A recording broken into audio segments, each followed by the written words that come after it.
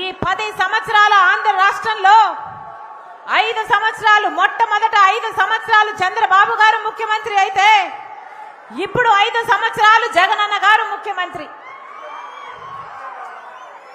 10 సంవత్సరాలలో కాంగ్రెస్ పార్టీ ఆ రోజు రాష్ట్రం ఏర్పడే రోజున 10 సంవత్సరాల కింద 5 సంవత్సరాలు ప్రత్యేక హోదా కాంగ్రెస్ పార్టీ ఇస్తానని అంటే ఆ రోజు మోడీ గారు చెప్పిన మాట, తిరుపతిలో పుణ్యక్షేత్రంలో నిలబడి మోడీ గారు చెప్పిన మాట 5 సంవత్సరాలు ప్రత్యేక హోదా సరిపోదు, 10 సంవత్సరాలు బీజేపీ పార్టీ అధికారంలోకి వస్తే 10 సంవత్సరాల ప్రత్యేక హోదా ఇస్తామని చెప్పాడు మోడీ గారు.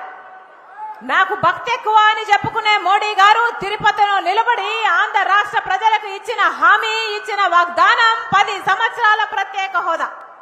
ఆ రోజు చంద్రబాబు గారు మోడీ గారికి మద్దతు పలుకుతూ అదే సభలో 10 సంవత్సరాలు సరిపోదు, మాకు 15 సంవత్సరాలు ప్రత్యేక హోదా కావాలి అన్నాడు.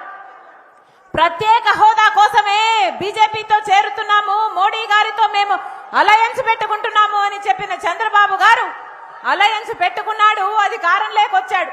కానీ ప్రత్యేక హోదాను మాత్రం మర్చిపోయాడు చంద్రబాబు గారు. ప్రత్యేక హోదా కోసం పోరాడుతానని చెప్పిన వాడు, ఆంధ్ర ప్రజల హక్కు ప్రత్యేక హోదా అని చెప్పిన వాడు, నన్ను ముఖ్యమంత్రిని చేయండి, నేను స్వర్ణాంధ్రను చేస్తానని చెప్పిన వాడు, నవ్యాంధ్రను నిర్మిస్తానని చెప్పిన వాడు తీరా ముఖ్యమంత్రి అయ్యాక ప్రత్యేక హోదాను విరమించాడు, ప్రత్యేక హోదాను విస్మరించాడు, ప్రత్యేక హోదాను తుంగలో తొక్కాడు. ఊసరవల్లి కూడా చంద్రబాబు గారి దగ్గరే రంగులు మార్చడం నేర్చుకుంది. ఊసరవల్లికి మించి చంద్రబాబు గారు ముఖ్యమంత్రి కాకముందు ప్రత్యేక హోదా ఆంధ్ర రాష్ట్ర ప్రజల హక్కు అని చెప్పిన వాడు ముఖ్యమంత్రి అయిపోయిన తర్వాత చంద్రబాబు గారు చెప్పిన మాట ఏమిటి? ప్రత్యేక హోదా అయితే సంజీవినా అన్నాడు. ప్రత్యేక హోదా అవసరం లేదు, మేము ప్రత్యేక ప్యాకేజీ తీసుకుంటాము అన్నాడు. తీరా ప్రత్యేక హోదా కోసం ఎవరైనా పోరాడితే వాళ్ళ మీద కూడా కేసులు పెట్టాడు, వాళ్ళను కూడా జైల్లో పెట్టాడు. ఆ రోజు ప్రతిపక్ష నాయకుడు జగనన్న గారు, ఆ రోజు జగనన్న గారు ప్రత్యేక హోదా కోసం ఎన్నో దీక్షలు చేశాడు, నిరాహార దీక్షలు చేశారు, పోరాటాలు చేశారు. ఆఖరికి జగనన్న గారు ఆ రోజు చెప్పిన మాట, ప్రత్యేక హోదా కోసము ఎంపీలందరము మూకుమ్మడి రాజీనామాలు చేద్దాము అన్నాడు. మూకుమ్మడి రాజీనామాలు చేస్తే కేంద్ర ప్రభుత్వం ప్రత్యేక హోదా ఎందుకు ఇవ్వదో చూద్దాము అన్నాడు జగనన్న గారు. తీరా జగనన్న గారైతే ప్రత్యేక హోదా సాధిస్తారు అని ప్రజలు నమ్మి జగనన్న గారికి ఓటేస్తే ముఖ్యమంత్రి అయిన తర్వాత జగనన్న గారు ఒక్కటంటే ఒక్కసారైనా ప్రత్యేక హోదా కోసము నిజమైన ఉద్యమం చేశాడా? ప్రత్యేక హోదా మాకు కావాలి అని ఎప్పుడైనా ఢిల్లీలో కూర్చొని ధర్నాలు చేశారా? ప్రత్యేక హోదా మాకు కావాలి అని ముక్కుమ్మడి రాజీనామాలు చేద్దామన్న జగనన్న గారు ఇప్పుడున్న ఎంపీలతో ఎప్పుడైనా రాజీనామాలు చేశారా? లేకపోతే ముక్కుమ్మడి రాజీనామాలు చేస్తాము అని కనీసం బెదిరించారా? ఒక్కటంటే ఒక్క నిజమైన ఉద్యమం చేయలేదు ప్రత్యేక హోదా కోసం. తీరా ప్రత్యేక హోదా ఏమైంది అంటే, అటు చంద్రబాబు గారు 5 సంవత్సరాలు ఉన్నప్పుడు ప్రత్యేక హోదాను విస్మరించారు, ఇటు జగనన్న గారు ఇప్పుడున్న 5 సంవత్సరాలు మళ్లీ ప్రత్యేక హోదాను విస్మరించారు. తీరా చూస్తే ఆంధ్ర రాష్ట్రానికి ప్రత్యేక హోదా రానే లేదు. తీరా చూస్తే ఆంధ్ర రాష్ట్రానికి ప్రత్యేక హోదా రాలేదు కాబట్టి మనకు ఏ పరిశ్రమలు రాలేదు కాబట్టి మన బిడ్డలకు ఉద్యోగాలు కూడా రాలేదు. ఇది ఈరోజు వాస్తవం.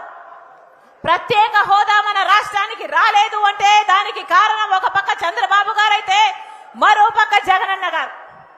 ఇద్దరు కలిపి బీజేపీ పార్టీకి ఏ మాత్రం మెడలు వంచున్నా, బీజేపీ పార్టీతో కుమ్మక్కు కాకుండా ప్రత్యేక హోదా కోసం పోరాటం చేస్తున్నా ఈ పార్టీకి మన రాష్ట్రానికి ప్రత్యేక హోదా వచ్చుండేది.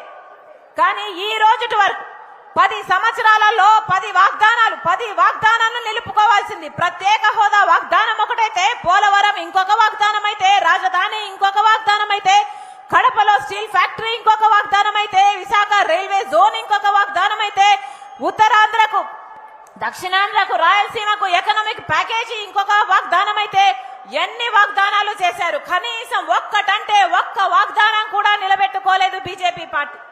ఆ బీజేపీ పార్టీని నిలదీయాల్సిన అప్పుడు చంద్రబాబు గారైనా ఇప్పుడు ముఖ్యమంత్రి జగనన్న గారైనా ఏ ఒక్కసారైనా నిలదీస్తున్నా మనకి ఇవన్నీ ఆంధ్రులకు చెందాల్సిన అన్ని హక్కులు అమలయ్యి మనం సాధించుకునేవాళ్ళు. కానీ ఒక్కసారి కూడా ఇటు చంద్రబాబు గారు గాని ఇటు జగనన్న గారు గాని బీజేపీ పార్టీతో పోరాటం చేసిందే లేదు.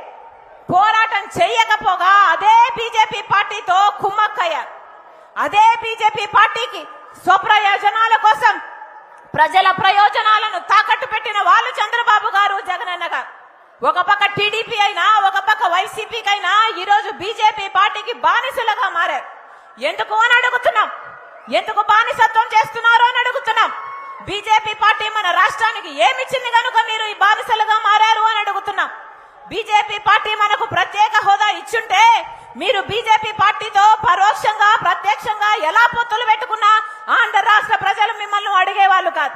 కానీ ప్రత్యేక హోదా రావాల్సిన ఆంధ్ర రాష్ట్రానికి బీజేపీ పార్టీ అన్యాయం చేస్తున్నా కూడా మీరు ప్రశ్నించకపోగా అదే పార్టీతో మీరు లోపల పొత్తులు పెట్టుకుంటున్నారు అంటే అసలు మీరు ఆంధ్ర రాష్ట్ర ప్రజలకు ద్రోహం చేస్తున్న వారు కాదా అని ఆంధ్ర రాష్ట్ర ప్రజలు ప్రశ్నిస్తున్నారు.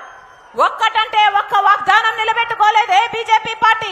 పోనీ పోలవరం ప్రాజెక్ట్ జాతీయ ప్రాజెక్టు చేసి అన్ని పర్మిషన్లు ఇచ్చి అన్ని డబ్బులు ఇచ్చి పోలవరం ప్రాజెక్టు కట్టుంటే ఈ రోజు మన రాష్ట్రంలో 20 లక్షల ఎకరాలకు సాగునీరు వచ్చేది. పోనీ ఆ పోలవరం ప్రాజెక్ట్ ఇచ్చున్నా అటు చంద్రబాబు గారైనా ఇటు జగనన్న గారైనా బీజేపీ పార్టీతో పొత్తు పెట్టుకుని ఉంటే ఆంధ్ర రాష్ట్ర ప్రజలు అర్థం చేసుకునేవారు. పోనీ రాజధాని అయినా అయిందా? ఏం చెప్పాడు చంద్రబాబు గారు? రాజధాని గురించి సింగపూర్ ను చేస్తానన్నాడు. 3Dలో గ్రాఫిక్స్ చూపించారు, గుర్తుందా? ఏమన్నా గుర్తుందా? 3Dలో సినిమా చూపించాడు చంద్రబాబు గారు రాజధాని గురించి. పోనీ రాజధాని కట్టాడా అంటే అటు చంద్రబాబు గారు కట్టలేదు. పోనీ జగనన్న గారైనా రాజధాని కట్టారా అంటే కట్టారా? ఉందా రాజధాని? జగనన్న గారైతే ఒకటి సరిపోలేవు, మనకు 3 రాజధానులు కావాలి అన్నాడు. పోనీ మూడిట్లో ఏ ఒక్కటైనా అయిందా? ఏ ఒక్క రాజధాని అయినా ఉందా ఆంధ్ర రాష్ట్రానికి? మనము తలెత్తుకొని ఇది మా రాజధాని అని చెప్పుకోతగ్గ ఒక్క రాజధాని కూడా మనకు లేదు అంటే అది సిగ్గుచేటు కాదా? ఆంధ్ర రాష్ట్ర ప్రజలకు అది సిగ్గుచేటు కాదా? ఈ రోజు వరకు బీజేపీ మనకు ఒక్కటంటే ఒక్కటి కూడా ఇవ్వలేదు. ఇందాక ప్రెసిడెంట్ గారు చెప్పినట్టు రైతులకి రెట్టింపు చేస్తామన్నారు ఆదాయం బీజేపీ పార్టీ. పోనీ రైతుల ఆదాయాన్ని రెట్టింపు చేస్తే మీరు పొత్తులు పెట్టుకున్న అర్థం ఉంది. బీజేపీ పార్టీ సంవత్సరానికి 2 కోట్ల ఉద్యోగాలు ఇస్తామన్నారు. అంటే 10 సంవత్సరాలలో 20 కోట్ల ఉద్యోగాలు ఇచ్చుండాలి. మన ఆంధ్ర రాష్ట్ర ప్రజలకు కనీసం 1 కోటో లేకపోతే 10 లక్షల ఉద్యోగాలు ఇచ్చినా మీరు పొత్తులు పెట్టుకున్నారంటే అర్థం ఉంది. అది కూడా చేయలేదు. ఎక్కడి నుంచో డబ్బులు తెస్తామన్నారు. ఎక్కడెక్కడ ఎవరెవరు దాచిన డబ్బులో తీసుకొచ్చి ప్రతి అకౌంట్ లో 15 లక్షల రూపాయలు వేస్తామన్నారు. వేసారా బీజేపీ పార్టీ? మరి అలాంటి బీజేపీ పార్టీకి ఇటు చంద్రబాబు గారైనా అటు జగన్మోహన్ రెడ్డి గారైనా బానిసలుగా మారడమే కాకుండా ఈ రోజు ఆంధ్ర రాష్ట్ర ప్రజలందరినీ బానిసలుగా చేయాలని చూస్తున్నారు. ఇది ఎక్కడి న్యాయమని అడుగుతున్నాం. ఇది ఎక్కడి న్యాయమని అడుగుతున్నాం. చంద్రబాబు గారు సమాధానం చెప్పాలి. ఈరోజు బీజేపీ పార్టీతో పొత్తులు పెట్టుకోవడానికి మీరు సిద్ధమయ్యారు. బీజేపీ పార్టీతో మీరు ప్రత్యక్షంగా పొత్తులు పెట్టుకోవడానికి మీరు సిద్ధమయ్యారు అంటే ఎందుకు పెట్టుకుంటున్నారు అని ఆంధ్ర రాష్ట్ర ప్రజలు అడుగుతున్నారు. మనకు ప్రత్యేక హోదా ఇచ్చినందుకు పెట్టుకుంటున్నారా? మనకు పోలవరం ప్రాజెక్ట్ ఇచ్చినందుకు పెట్టుకుంటున్నారా? మనకు రాజధాని ఇచ్చినందుకు పెట్టుకుంటున్నారా? లేకపోతే కనీసం మనకు ఏ ఒక్క వాగ్దానమైనా నిలబెట్టుకున్నందుకు చంద్రబాబు గారు పొత్తులు పెట్టుకుంటున్నారా?